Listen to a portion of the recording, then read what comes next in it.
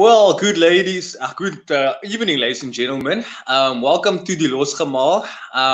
And the reason I'm speaking English tonight is not because only we play England this weekend, but we have an English guest on board tonight. He's not an Englishman in New York, but he's an Englishman in Paul. So if we could just welcome Andy quickly on screen. Andy, my brother, how are you doing, man? It's good to see you again. Yeah, no, good man. I'm good. Excited for the weekend. Thanks for having me on tonight. Always a pleasure. No, it's always good to have you, man. I mean, the last time we spoke actually on screen, I think it was when we met on the show. To be honest, I think Jock was still involved, so it was quite some time ago. But yeah, we're looking forward to this weekend's clash. And yeah, guys, look, and I'm going to get straight into it. This weekend is obviously a big one again. Both sides high on confidence. South Africa finally getting a win on tour against Italy, dismantling in the second half after a bit of a struggle in the first half. England down by how many points and coming back to get a draw against All Blacks at Twickenham. I mean, that was amazing in the last 8 minutes. What do you make of that? Oh mate, it was so funny because after about 70 minutes, we'd written everybody off. It was the first time that I'd ever sat there and gone, Eddie's got to go. We didn't turn up in the first half, but credit to the All Blacks. I thought they were superb. They mixed up the game. They did something very clever, and they didn't kick to Freddie Stewart. And that was a huge thing. It was the first time I'd seen Jack Noel really vulnerable against Caleb Clark there, which, geez, I don't know. I'm not sure there's many wingers that wouldn't be vulnerable against Caleb Clark, but I thought they kicked incredibly well, and they just annihilated us at a breakdown. We just weren't up for it. We got caught cold. They've obviously targeted that game in New Zealand, and then it's a strange one here because I think the general rhetoric around England at the moment is this turgid, like we're attacking their line. Honestly, flashbacks to 2019 World Cup final. We're just trying to hammer a door down, but with no momentum whatsoever. It's this pick and drive, and where we wait another 10 seconds and someone else picks, and then someone else, and Adi Sarvir comes over. And then it was kind of like the first time I've seen Marcus Smith get angry and go, fuck this, Eddie, we're having it. And he just all of a sudden started goose stepping. He started putting that ball to put Manu through the gap was beautiful. That's Marcus Smith.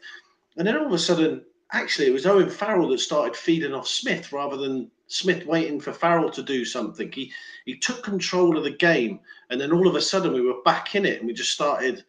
The inside ball was working. I mean, that staunch Englishman Dave Ribbons from Somerset West, not Somerset in the southwest of England, but yeah, Somerset West, just down the road from you and I. That offload was just incredible, and all of a sudden that's the rugby we want to start playing. Like England have always been a team, and we still are a team that if we get momentum, we're almost unstoppable. And we had momentum in that last 8 minutes. So yeah, it's really set it up for this weekend, eh? Especially after the way you boys played in the second half against Italy. Yeah, exactly. And we welcome our big host also on board. Hi, my man. What's up? You good? Good, thanks, Angus. Yeah, and welcome to Andy for tonight. And Andy, I actually just popped in from the background there. I thought maybe the big thing for us is, I mean, we've been talking about the box the last few weeks. So just what have you taken from the tour thus far? I mean, going into this one, it's been a bit up and down. Only winning the one, and obviously going in with a lot of confidence off that one, but still, having to bend the knee in two others. Where do you exactly think Bokke Rugby is at this moment? I think you're not too dissimilar to us. I don't want to sound cliche. You've definitely got the players. I think they're struggling to find. You're kind of stuck on a lot of people, and we're stuck on a lot of people as well. We seem to be pinning our sort of colours to the mast and still relying on some of the old boys, but some of the new boys coming through have been sensational for you. Look, the Ireland and the France games could have gone either way. Yeah, I don't. Let's not go down the referee route, but I think you're there or thereabouts. And I've said this before. My frustration with South African rugby on the pitch is the fact that you've got these players, and you don't give them the ball. And people are like, oh, you're always constantly going, oh, they're boring, they're this, they're that, and the other. Well, I want to see Cheslin Colby in full flight. I want to see Manny Libok throwing those passes that he threw the weekend for that try for Cobus Reinach at the end. I want to, because you've got the players to do it. And we're the same in England. We've got all these like amazing, like Ben Earl. How Ben Earl is not near the England squad, I do not know. So I think going into a World Cup, I don't think South Africa are in a really bad place. I mean, this tour's been full of controversy. Obviously, you've lost essentially 4-1-1. Does a win at the weekend save it? I'm not sure. Does it? But does it give you an opportunity to see more players like Van Roos in the test arena? Yeah, it certainly does. I mean, he's going to come up against one of the best number 8s in the last decade in Billy Vunipola, so he's going to test himself against some of the best at the weekend, and he's got that sort of character that can step up into this arena, in my opinion. How it's not been I would have personally started him last week, but I know Visa was obviously going to be out this week, so that's probably why they started him. But yeah, it's going to be an interesting one. But I don't think the results are a true reflection of where South Africa are right now. Listen, Angus, I'm gonna give you the reins back just now. I just wanna give you one chance to answer something maybe off the back of what Andy just said. Just from your side, looking at that Italy game, obviously we chased out after that performance, but I mean you have to take into consideration who you're playing and that kind of thing. But Andy was alluding to it. It felt like the last few weeks we're starting to move to a little bit more of a expansive game. Using our outside backs a little bit more and. It was nice seeing that come to fruition against Italy. Yeah, I think there's been signs throughout the season as well. I mean, we didn't play too badly against New Zealand in that first test. And even the second one, there were glimpses of brilliance, especially from Lukhanyo, I think, who's very much missed in our team. And sometimes when we have backs against the wall, we tend to go back to being very conservative, like Andy mentioned. And the guys like Cheslin Colby, Kurtley Arendse, those guys don't see any ball, unfortunately. But then when the opportunity is there, what I've noticed with the Springboks is they'll grind out until the wall breaks. And that's what happened against Italy as well. They went for the hammer, and when that damn wall burst, it was floodgates open. They couldn't be stopped.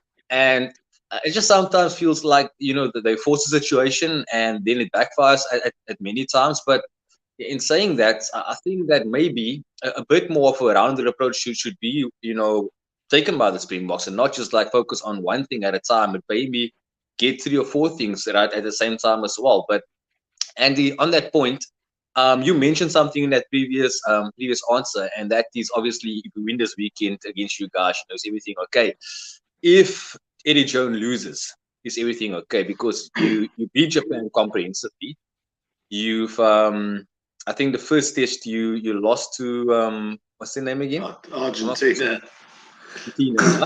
And that was quite a shocker. And now you come up against South Africa. It's a team obviously 2019 apart. The last test match or the last 2 test matches, 2018, 11-12, 1 point in it. 2021, 26-27, 1 point in it. Last minute kicks, controversy. Which coach is more under pressure, do you feel? Is it Jacques Nienaber or Eddie Jones? I'd say Nienaber's under more stress at the moment than Eddie Jones is.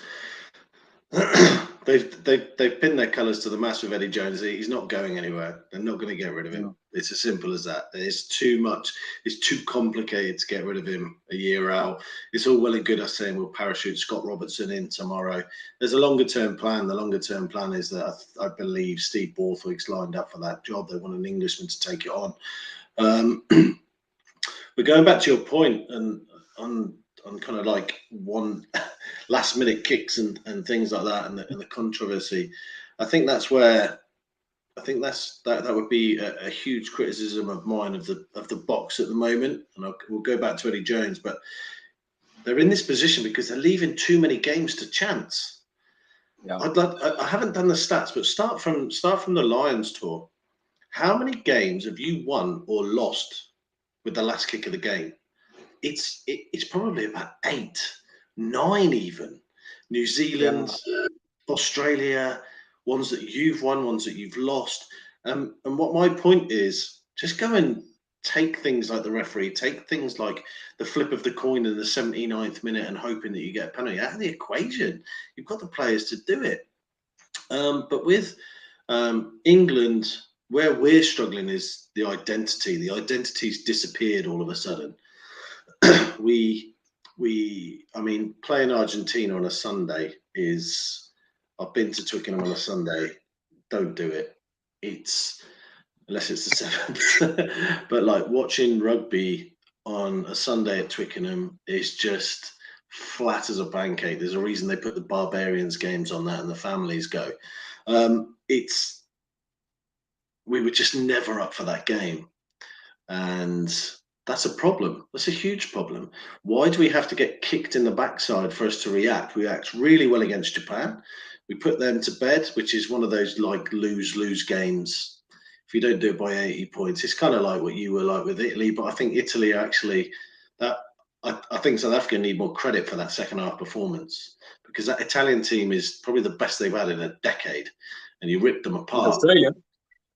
And now with England, Eddie's struggling with this back row balance. He keeps picking second row. He's done it again this week. He's picked the second row in the back row. We're missing Sam Underhill for some reason, and then all of a sudden, 8 minutes in the New Zealand game, we start playing the rugby that we know we're capable of playing. So it's going to be so interesting on Saturday to see how we start this game, because everyone's kind of like, please just carry on doing it. It's that sort of thing of like, give it a go, but you lose, but you see progression go into a World Cup. But it's such a results-focused business that there's a massive majority of English fans that are kind of like, look at Eddie Jones's results since the World Cup. It's been shit. It's been this. It's been that. He's tried about 100-odd players, though. So he's going to get measured next year. It's so complicated. But I actually think Nearnarber is in a very difficult situation, full stop, with Rassie still being there. Still very vocal, still very in the front of it. Still very much people feel that he isn't the head coach and Rassie still is. So I feel for him in that side of things. He's got to be careful not to be the fall guy when it goes wrong. But I'd say Nearnarber's in a more sticky situation at the moment than Eddie Jones is. Now, I do think, though, that Rassie is doing what he's doing actually to be the fall guy, so that all the attention is on him and not the team. But we have our other guest on board as well, Mr. Steenekamp, Rienan. Is that an Aussie shirt you have on there, man? It is. It is. I did it on purpose because there is another game this weekend, including the Welsh. And us being very thorough people, we have to look at that game as well. So I thought, let me just upset the apple cart just a little bit. Put this shit on. But thanks for having me, and even to everybody. I've just caught the tail end of what Andy's been saying about Nina, but I also feel for him. He must be in a very lonely place, to be honest. But it's a professional game, easy for us to say, but it still is. It's professional. You need to man up and do the job. And credit to him. He's doing the job. So let's go for it. I do think, Andy, you mentioned something as well, that, the last 8 minutes, England started playing a game that they should have played a long time ago. And it made me think of that second test we played against Australia, or the first test, actually, for that matter. I mean, I think we were 25, 6 or 8 down, something like that. And we scored 2 tries in a matter of 5 minutes, to get the bonus point away from the England, come with it like 8 points, I think. So again, it's sometimes the case of certain players coming off the bench doing the thing that probably should have started, probably should have been brought on earlier when you saw the alarm bells ringing. And there's going to be a bit of topic now, but do you think that premeditated subs isn't always a good thing, where you say, I'm going to put this player on at that time of the game because of this reason? I mean, if you see, for instance, Makuvulipona struggling in the scrum, are you going to keep him on until the 50th minute or take him off at half time? Because sometimes we see that happening, guys stay on and they can't perform, and the coaches just say, no, you still have to go 10 more minutes because that's the plan out for you. Or do you feel that if you see you struggling, get him off the field and get replacement on? Well, to me, and I think Ian Albert did it in one of the games earlier this year.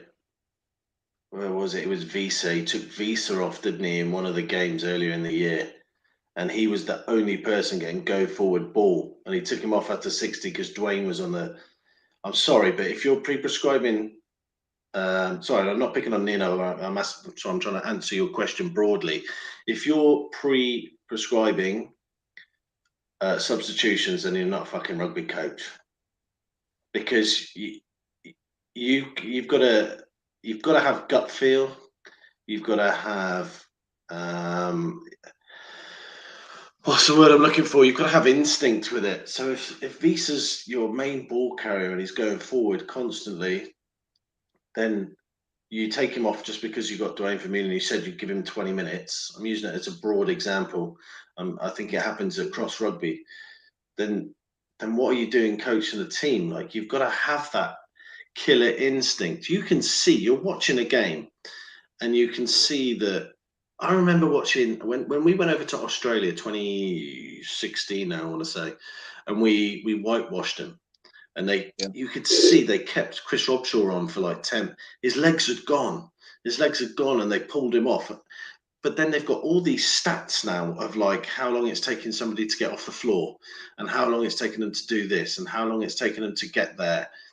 And I just don't agree with the whole prescribe things. I'm not saying that Test rugby isn't going to take it out. I mean, none of us could do 60 minutes Test rugby, especially as a forward. But if somebody's just on it, just leave them there.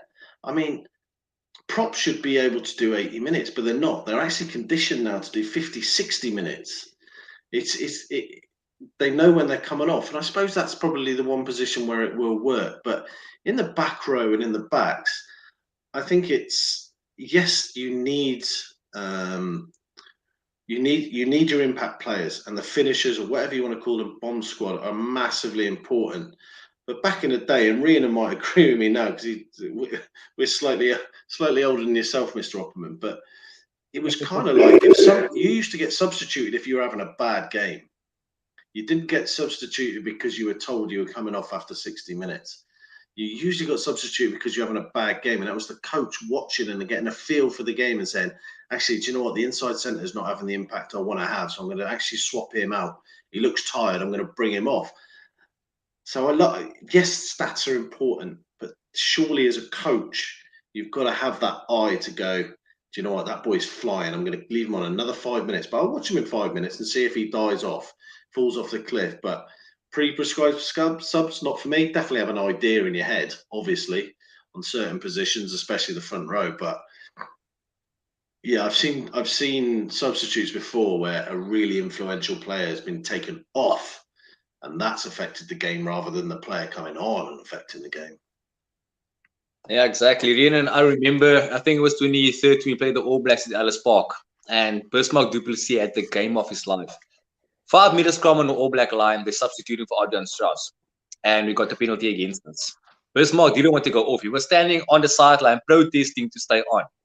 I mean, that's a good example. What's your take on that topic? Yes, I actually wanted to use that example that you now brought up, Angus, because it's a very telling example. Oh, I think you lost it there for a second. Can you hear me now? Am I good? Yeah, you're go for it. You know, thanks Vodacom, thanks Eskom. Anyway, let's go again. Now, you used a very, very telling example there, Andy. Angus, I wanted to use it myself because it illustrates it well. And Andy used the word killer instinct. I want to actually add to killer instinct and call it the touch. That the coach must have the touch and know that he must leave that guy on for 3 more minutes, or he must know his players so well. He must know a guy like Franco Moster is going to die down in the next 2 minutes. So let's take him off now already, and not in 2 minutes and maybe give away a penalty or something. You know, it's very technical, but again. Oh, there is gone. Escom's not helping him tonight. Vodacom's not helping him. In the mix. These guys Yeah, have got you're back a long time to prepare for this. So they need to know what they're doing. But anyway, I hope you could hear what I'm saying. I can see this is going south. South Australia, man. Yeah, Gang exactly. tag, right? The Aussies are in deep trouble. But guys, we're talking about the subs now.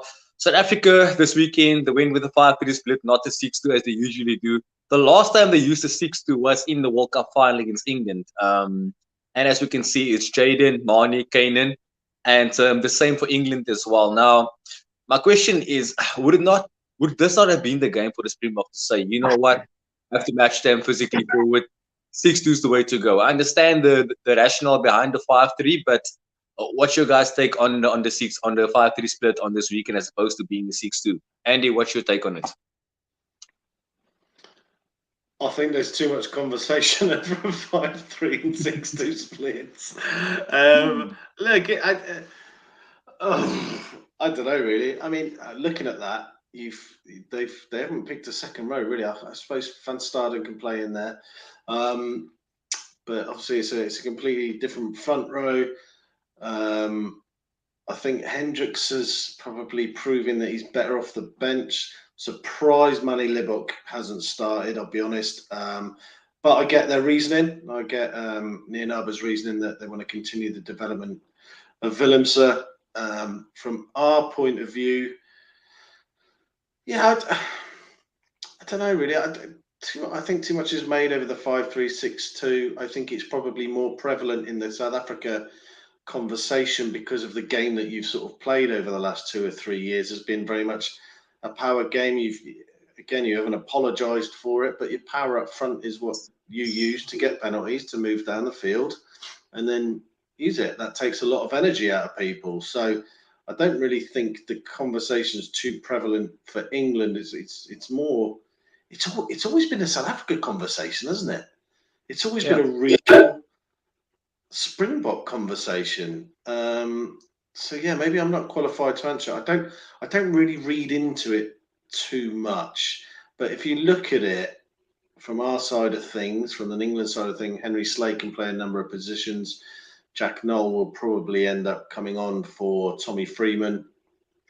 And Ben Youngs is not a man I would have around the squad, to be honest with you, moving forward. I think he's too slow now. And thank you for your service, sir. Do you know what I mean? But unfortunately, Rafi Quirk and Harry Randall are both injured at the moment. So we've got to stick with Youngs. And it's one of those, isn't it? Because so many times you see these boys come off the bench and they go, right, got to start next week. And then they start next week and actually you work out they're probably better off the bench. Maybe that's what they think with someone like Kitsoff and Manny Libok. But the game's got to, again, it goes back to the substitutions. The game's got to be at a certain point for them to come on, and it was perfect for Libok last week. So he's the man with momentum. So the argument would be, let him have a go and scare England at 10. Oh, I'd have loved to have seen Libok against Marcus Smith. Oh my days, and I hope we do get to see it, because generally speaking, those Marcus Smith does stay on for the full 80, because Slade slots into the centres and Noel into the back three. So yeah, with the 6-2, doesn't really bother me. It's definitely something that really only gets discussed about this South African squad because of the way you played. Yeah, and looking at this selection now as well, I've noticed you mentioned this as well now. There's no real second row replacement at all on the bench. So I think the consensus would be Franco Mostert's slotting to lock and one of the losers coming in. But I think this is a game where England can target South Africa in the lineup for that matter, because you got Itoje at lock, you got Johnny Hewitt, even Alex Coles can come on and play lock as well. And you got also the Dave Ribbons on the bench. So I mean, I think you got one more actual line-out jumper there. So that could be a target for England this weekend, don't you guys think? Yeah, I think in the line-out we need to use people like Tom Curry more. He's a great line-out jumper. You chuck him up quick, you get in there. I thought that back line, the one that Papi Lee intercepted last week was just the most uneducated line-out move I think I've ever seen England do. They threw past the 15. Once you throw past the 15, you can fly up as fast as you want. So it was a very strange one. It looked nice at first. You thought, oh, great attacking ball, and then you realised where it was on the field. But we do have some fantastic line-out options. A lot of it goes through Marrow, obviously. I can't wait to see him against Etzebeth. But Johnny Hill, Alex Coles is obviously at heart probably a second row other than a blind side. Because obviously 6 for us is blind side, but open side for you. But yeah, I thought Dave Ribbons last week was sensational off the bench. So, you know what? I don't mind Eddie doing that because obviously everyone in the UK off one chicken wing offload probably think that Dave Ribbons needs to start now. But yeah, you got to put some faith in the coach, I suppose, now and again. Yeah, Rhiannon, your alma mater finally gets to start in the number 8 jersey. I'm a big fan of the man myself, Evan Roos. I think finally deserved, obviously. But do you think maybe he should have gotten a bit more minutes, throughout the season as coming on, starting against England of all games at the end of the year? And I think we all predicted this, we always said, like, are you going to give Evan 2 games and let him play against England starting? And now it actually happened. Like Andy also mentioned, he's up against Vunipola, who's like probably one of the best eights for the last decade. Do you think he has what it takes to stand his man and deliver the goods for the Springboks this weekend? Angus, he definitely has what it takes. His temperament has been questioned recently. People think, because I don't agree with it, people think he's got a short fuse and he can be agitated quickly, etc. I don't agree with that. We all have our off days, we all have our on days, and he may just have had a couple of off days in a row. Really, that happens. That does. He's that good a player that he deserves to be targeted, if you catch what I'm saying. But then you have to look at who he's playing with, and he's got Eben Etzebeth next to him.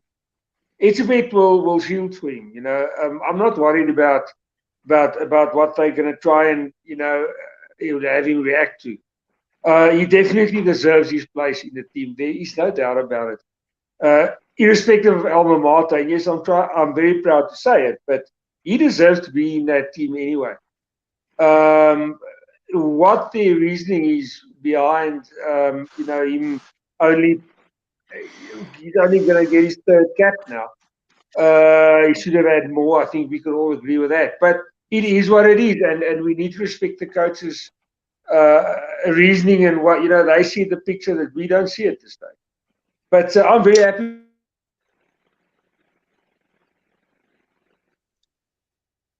Yeah, Rian's got that's a bit of a baptism. That's a bit of a baptism of fire, but I'm looking forward to it.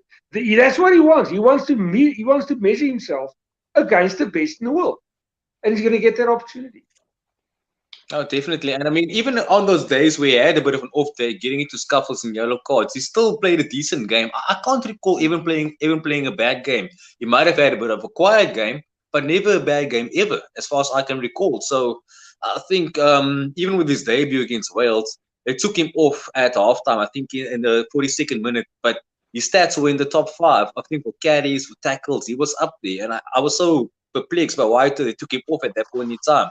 But, in saying that, talking about players, Andy, there's one guy on the bench, which probably is not so happy to be there.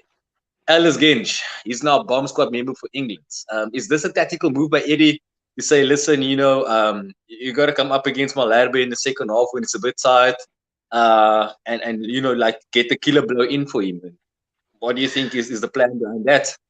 Oh, man, I love Genji. He's a boy. He's a great character. He's one of the leaders in the squad now. He's captain side. Who knows with Eddie Jones? You've got to try and 2nd, 3rd, 4th, 5th guess him nowadays. But I think, he hasn't been as effective, Genj, so far in this Autumn Nations series. But I think it's to combat your bomb squad. I think Genj, we haven't used him properly so far in this Autumn Nations series. If you see if you look back at the Australia series in the summer, our winter in South Africa, I'll get there. Eventually, I'll acclimatise one day, gents. The summer tour, winter tour, June tour, July. We used him more outside in the outside channels, and he was hitting like Karevi. He was smashing Karevi for fun, and he wasn't the one-off runner. And all of a sudden, we started using him as a one-off runner again. So I'm just wondering whether we're just going to bring him on a little bit later. I don't think it's a long-term thing. I think it's just for this game. He'll always be first choice. There's been a lot of scrummaging for 3 weeks solid. He's done a lot of minutes. I'm just wondering whether he's just going to bring him on a bit later, try and get him into those outside channels as the game tires, and hopefully Creel and Dealende are feeling the pinch a little bit. And just trying to attack those areas with Genge. I think we might just see him used slightly differently off the bench than we do when he starts. And I think your better scrummagers are starting rather than finishing this week. So I think that might be why I think Genji's going to try and make an impact off the bench. And he's one of those boys there. He's so easy going. He'll understand why. And he's not going to sulk about it. He's going to be straight bang on it. He's a top lad.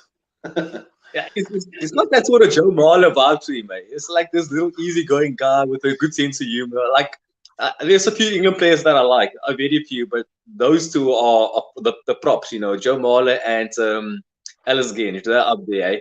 But Rhiannon, what's your take on that?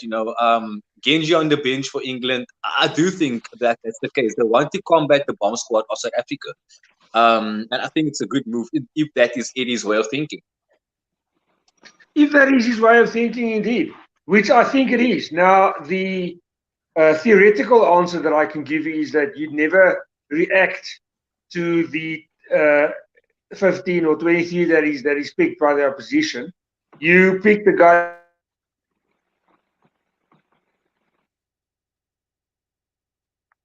Oh, we're going again. and can you hear me now? Can you hear me now? Yeah. So if you look at it like you don't, if you take the narrow approach and you don't react to what the other guy picked, and that is a narrow approach. But then yes, Eddie made a mistake, but I don't agree with that. I think it's a brilliant move. I think he's going to put the box under pressure in the last, make it 15 minutes, and if it's a close, so I say give Eddie the full marks he deserves for that. It's going to pay off. Oh, definitely, guys. I didn't want to touch on this, but I saw the referee of this weekend, and we go back to 2018. Now, Rassie being Rassie really did so much damage. Firstly, but secondly, my namesake Angus Gardner is going to be the referee. Remember 2018? Owen Farrell, Andre Easthuizen, stole the charge.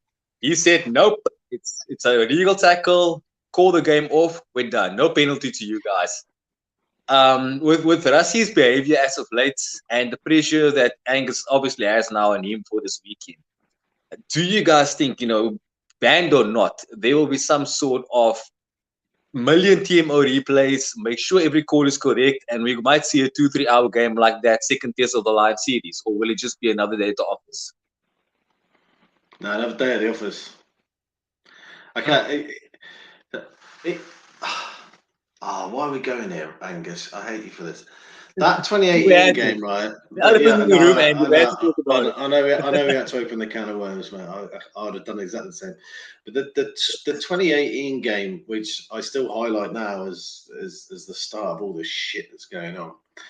If you actually look at the stats of that game, right? You should have been out of sight at halftime. Gone. Yeah. We should never have even been in it, right? You missed 4 lineouts. You had 14 turnovers, right? 3 of those lineouts, I think it was Malcolm Marks, maybe, or Bismarck at the end of his career, missed on our line, right? Which would have ended the game. But just remember, 1 tackle at the end of it was what cost you the game. Not all the stats, not all the massive missed tackles, not all the turnovers, not all the lineouts.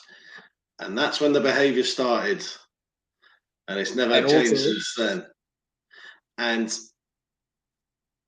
so for me, Angus Gardner, tackle, no tackle, whatever you think of the tackle, is under no pressure other than the pressure that's been put on his colleagues in the last few weeks. So from my side of things, I think it's just business as usual, and I hope it is. I sincerely hope it is. Yeah, I also hope we don't talk about the referee afterwards. And let's not forget, Andre Pollard missed a conversion. I think it was a penalty that could have won the game before that. Let's not forget that as well. And I think the same with the referee didn't lose you that game. Well. You lost that game through poor execution. Yes, but it gave an excuse, and that's where the behaviour started. The excuse. There's always an excuse. So yeah. I know. I see you're back. Welcome back, sir. Thanks, Angus. Yeah, I think hopefully we won't need any excuses this weekend. I think we're all good. We'll leave the creativity up to Eddie Jones. He's quite a creative chap, so I'm sure he's got something up his sleeve. And talking about his creativity, Andy van Poortvliet, had a great game in his outing there that got him the starting berth, and then he was, I think, a bit thrown to the wolves in that one. He was that was a bit of a mauling he took in the previous match. What are your thoughts on him? No, mate, I love him, and I love the fact that Eddie's put him straight back in there this week. I think that's the perfect game for him. I mean, I was saying to the boys earlier, like with the Papiali try, that's not Van Poortvliet's fault. Maybe he should have seen the runner coming through, but that line out is a really, really bad decision. As soon as you fly over the 15, they can all fly up. So he hasn't called the line out at the end of the day. He got caught a couple of times with the charge down and stuff like that. But the worst thing that Eddie Jones could have done was drop him. Yeah. The best thing he could have done was keep him in there. And there's no doubt. I mean, this boy came on against Argentina, saw a gap and just went, and he ran 45 metres down the field, stepped a couple of players and scored under the post. So I watch him week out for Leicester. He's still very young. He's still got, you hear him talk, he's still a young kid. He's still got maturity to come in there. But I actually really am very impressed with the way he's been managed. I think his passing is fantastic. Generally speaking, his box kicking in Australia was absolutely on point when he played. And it's happened to the best of them, hasn't it? Like, you know what I mean? I know it's the All Blacks, but he got thrown in and he's come out the other side. And I thought he grew in the second half, and then Ben Youngs came on and finished the game. But I'm glad he's back in there. I'm actually really, really pleased. I've got no doubt on his ability whatsoever. Yeah, I think it's an interesting one for me. I thought he was caught out quite badly there, and it's a difficult thing, making an impact off the bench and as opposed to starting. I think a lot of people put a lot more emphasis on your game. They look at some of your technical aspects and they know what to look out for, as opposed to when you're on the bench and the game's a bit looser. And we've often seen it for us, get everyone calling for the 9 on the bench to start the next match, and then they say, he's back to being slow and being technical and being caught out. But then when he comes on in the second half, we're chasing the game and he has to play fast. And all of a sudden, I mean, even Faf de Klerk looked good playing off the bench, and that takes some doing. So, I mean, it does differ quite quickly. But it was also interesting that Eddie kept him on so long. It was you expected the Shepherd's hook to come out, and I almost agree that it probably was pretty decent that he actually gave him a bit of a chance to rectify things somewhat. But it wasn't just give him a chance; it was give the whole pack a chance to rectify it, because we were getting counter-rucked, we were getting blitzed, nothing was going right. So he stood at the back of this watching this carnage go on as New Zealand were having a field day against us. So in his defence, he was getting shit ball. He was getting no ball. He was getting slow ball if he was lucky. So okay, he's probably learned how to game manage that a bit more, maybe kick a bit more, maybe kick a bit deeper, So from that side of things, he would have learned it. But this isn't. What I'm saying is, it can't all be placed on his head, because we were getting annihilated in the breakdown for 40 minutes there. We got absolutely battered. Rhiannon, sorry, Angus, I'm just spitting things out. Rhiannon, talking about the 40 or 60 minutes probably that England did a certain type of game and then turned things around. I think wondering exactly. I think Andy started off probably talking about this a little bit. Is what to expect from England this week? Are they going to just start things the way they did in that last 20? I mean, that was probably even less. It was probably last 12 or 15. It was crazy where the ball was just, New Zealand restarted and England just kept it in hand and came back at the Kiwis scored and then it was rinse and repeat. Do you think Eddie's going to try and implement something of the same, or is it going to be start with the arm wrestle and try and wind that up again? And that's what makes it so difficult to prepare against Eddie Jones, because you don't know what he's bringing. On any given day, the team that he coaches has 3 different game plans at the ready, at least 3. You saw that back when he coached Japan. They were ready for anything. Even more so with England. So it's very difficult, but that's the magic of Eddie Jones. I've made no secret of it ever. I think he's the best coach in the world. People laugh at me when I say that. I don't care. I think he is the best in the world. And he picks his games. If you look at this November, he went in slowly and then he said, right, we're going to do the All Blacks and we're going to do the Boks. All right, he came away with a drawn result against the All Blacks. And now we've got England against South Africa coming up this weekend. So that.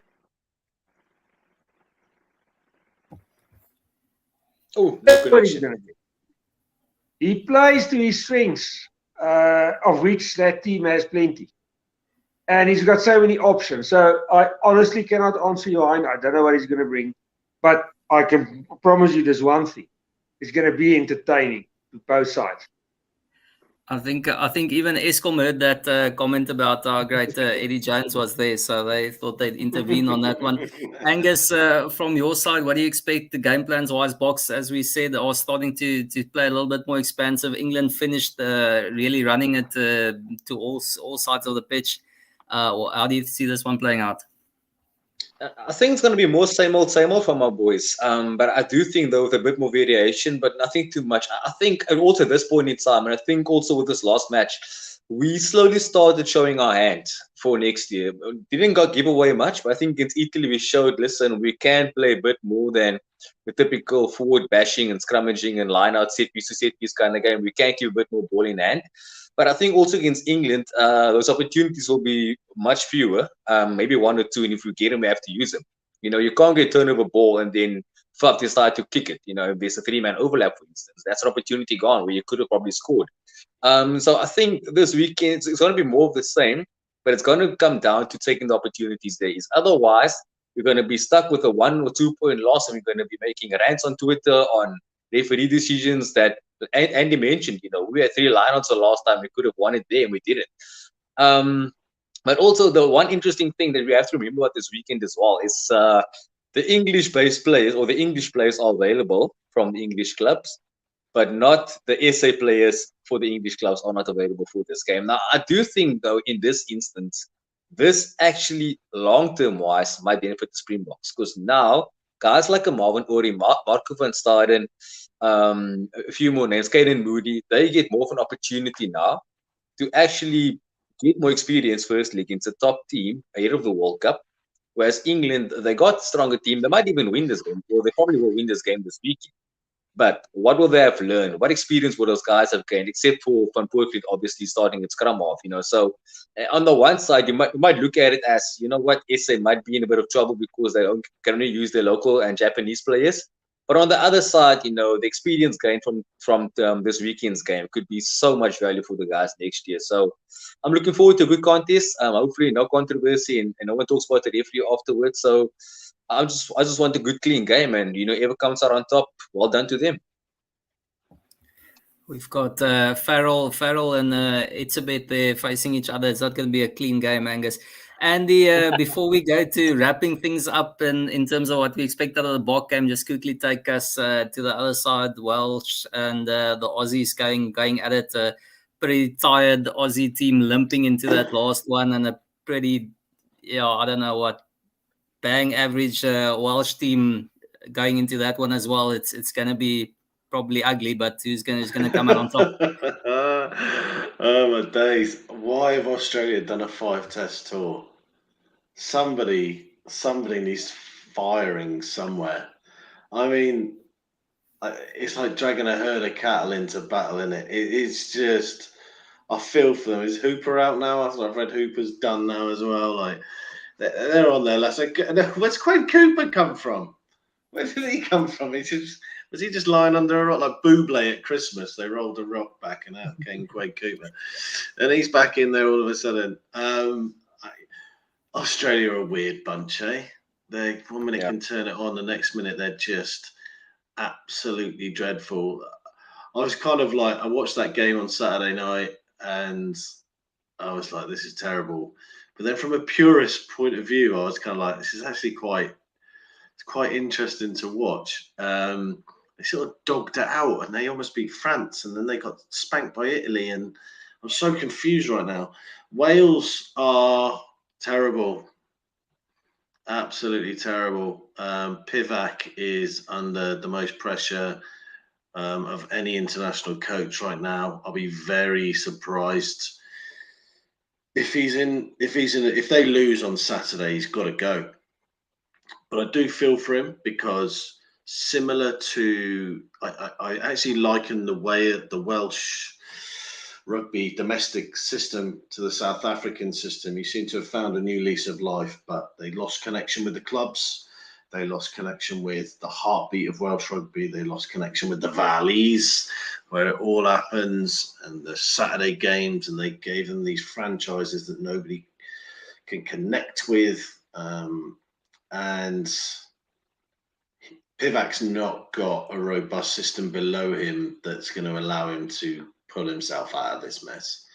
He's not got an excuse that so-and-so was this. He's got what he's got. And the Welsh Rugby Union needs to take a huge amount of responsibility for that. But at the same time, they're just playing really bad rugby. And there's a lot of injuries there, I suppose. And this is outside of the test window. But I think Wales are in a really, really bad place now. And I would say out of the top 10, I'd say they're in the worst position than anybody. Losing last week to a Georgia team. I put a tweet out there and a commentary that I did. I commentated on the Georgia Black Lions earlier in the year in Currie Cup First Division on a Friday night in George against SWD. 10 of that team that I commentated on were part of that Georgia setup. So on Saturday, so that's a Currie Cup First Division team, plus the European-based internationals that beat pretty much a gun 15 from Wales. So yeah, it could be 3-3. Really could. It could be one of the worst games of rugby, or you might just be surprised and they end up 42-36 and they've all just thrown the ball around madly. Who knows? But the tries will probably come from poor defending rather than good attacking. I don't think it's going to be great to watch, I'll be honest. Angus, you can call the shots. Yeah, look, when it comes to Wales, I kind of feel that they are like the new French. You don't know what to expect on the day. I mean, they beat Argentina and then they lose to a Georgian team. They got dismantled by the All Blacks, and they might even annihilate the Aussies this weekend. You never know what you're going to get. If you are betting, man, do not involve Wales in any result. Like, stay out of it. You're going to lose money either way.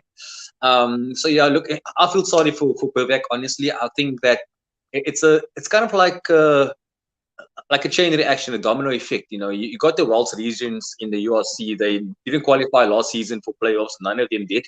I think the closest team was Scarlets, who came very close, but only missed out just.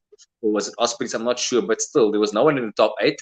And it's kind of tough if you take the provincial side or the domestic sides, you put them into a national team. They're already down on confidence, and you have to work with these guys. I think for both teams, I think for Australia and for Wales, not the best coach in the world can save those bunch. I'm sorry to say it, but Australian rugby has declined so badly in the last 15 to 20 years as to what it was in the Gregan and Larkham days.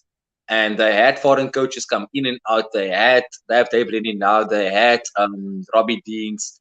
Ewan McKenzie was there for, I think, way too short. He should have stayed longer, in my opinion. I think he's the one Aussie that probably could have saved him in the long run. Cheika was decent, I think, under circumstances. But I just don't think these guys have the players to do the job to be a top-tier nation anymore. That's just my honest opinion. And I do think that, whoever comes out this weekend is going to be the top one. But I do think, in terms of coaches being under pressure, these two are the worst under pressure. Rennie, I think he's like just over 30% winning ratio now. I'm not sure about Pivak, but I do think, it's not common for teams to get rid of a coach prior to a World Cup, especially not a few months out, 9, 10 months out. But I think if this is going to be the game this weekend where we might see a firing line being, sent to coaches, it's this one. And I think if it comes down to Pivak especially, he will be the one going. So, the way I see the result going this weekend, look, I think the Aussies will win this one. Honestly, I don't see the Welsh picking themselves up and getting the job done. You have to remember, the Aussies pushed the All Blacks this close. Wasn't it for a split second of not taking a penalty kick to touch? They would have beaten the All Blacks. Let's not forget that. Let's not forget they beat the Springboks. Remember that stats. When you get Wales, they beat the Boks in the second test, but there was like 14 changes in the starting team. They beat them by a point with a last-minute try by Josh Adams and a conversion by Gareth Anscombe.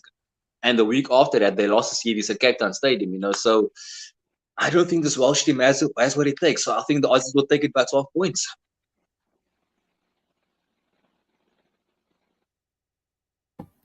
Andy, you wanted to add something on there? No, I think that the Welsh, this is why I sort of look at it a bit of a mirror of what's happening in South Africa. They're trying to get all their players to come back. I use Reece Zammit as a perfect example. They're going to put in this sort of Ghetto law, the 60 caps or whatever it is, and Zammit's not there. But Louis Reece Zammit's not going to become a better player by going back to Wales. Louis Reece Zammit is going to be a better player by staying with Gloucester. And it's a huge. And the reason I mention it, I'm trying not to go off beast, is that this squad knows this. This squad knows it, that these people are trying to get dragged back to go and play for Newport Gwent Dragons on a Friday night at Rodney Parades in front of 3 people, and they don't want to do it. And it's really creating an impossible environment for any players to thrive. So, 12 if they're lucky. I'd say they lose by 15 to 18 to Australia. Limping Aussie team who could have. I saw Drew Mitchell or someone said he was ready to play this weekend. Yeah. So I mean, they pretty much he's in Cardiff and he's got his boots. Give the bus driver a go at this stage. Reden, you backing your shirt?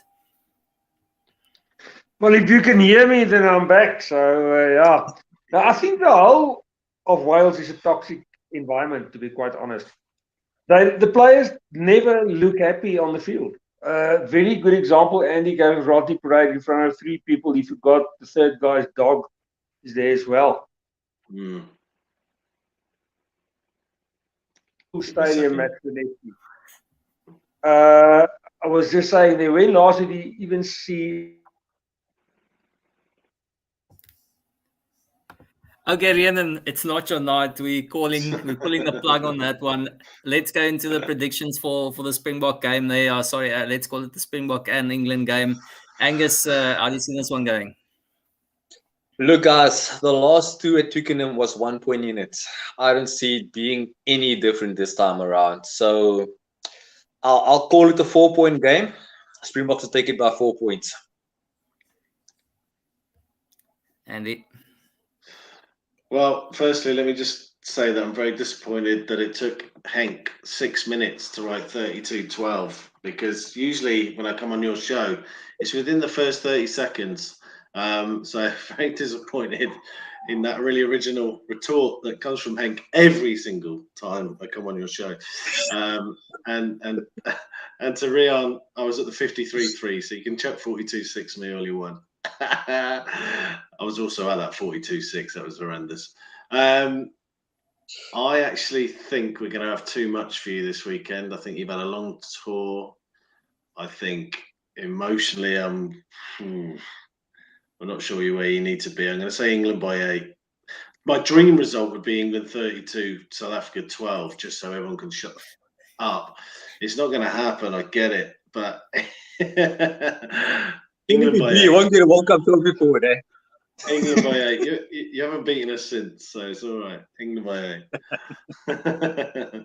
There we go. Angus, I'll give you the last word, but from my side, I must say I think it's going to be a bit of it's a tall order for the box, but maybe just enough freshness in that squad right at the end to try and pull them through when it matters, and let's get a big bang from the bomb squad to get us over the line. Andy said we're leaving too much to the last kick. I wouldn't mind the last kick to win this one. Definitely not.